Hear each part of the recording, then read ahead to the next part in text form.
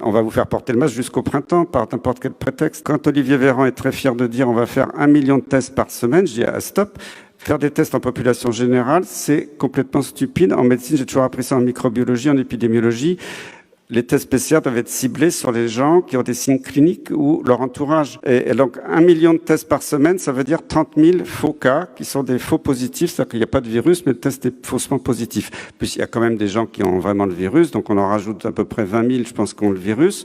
Mais quand on regarde les statistiques, ce sont des gens jeunes en bonne santé qui ont soit pas de symptômes, soit un petit rhume ou une petite grippe. Alors il y a quand même, je reconnais que l'épidémie n'est pas terminée, il y a encore des personnes hospitalisées.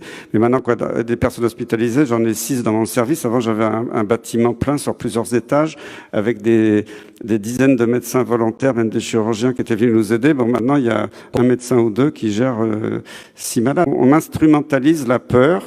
Et c'est pour ça que j'ai peur pour la démocratie, parce que là, pour moi, c'est presque une dictature sanitaire et ça me fait très peur. Je reproche aux experts et au gouvernement, c'est qu'il y a l'évidence sous leurs yeux, puis ils continuent de façon dogmatique, comme si le virus était le même que quand il y avait beaucoup de morts, ce qui n'est plus le cas aujourd'hui. Alors, en France, on n'est pas mort du virus, on est mort de la bureaucratie. Normalement, dans chaque réunion, chaque membre doit déclarer ses conflits d'intérêts. Donc, pas de vote.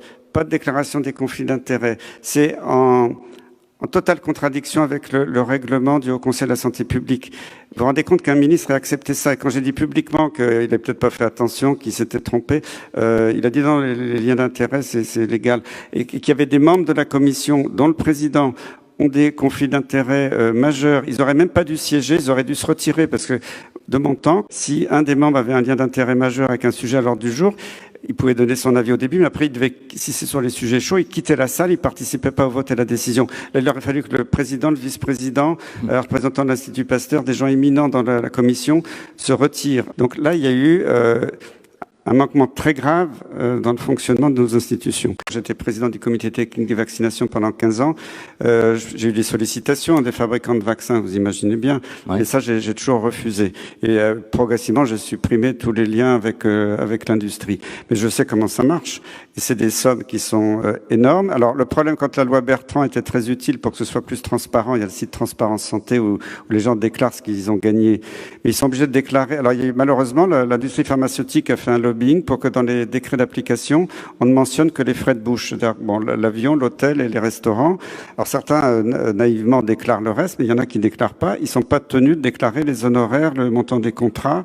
Alors, quelquefois, les contrats, c'est pas uniquement personnel. Quelquefois, c'est pour son service ou pour son équipe. Labo, oui. Mais il y en a aussi qui se le mettent dans la poche, ça dépend des gens.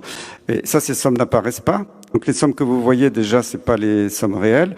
Et puis moi, je sais par des copains qui ont travaillé au plus haut niveau de l'industrie aux États-Unis dans différents labos, ils me disent, il y a que dans le monde entier, ce qu'on appelle les key opinion leaders, c'est les leaders d'opinion majeurs qui peuvent influencer tous leurs collègues, influencer les sociétés savantes.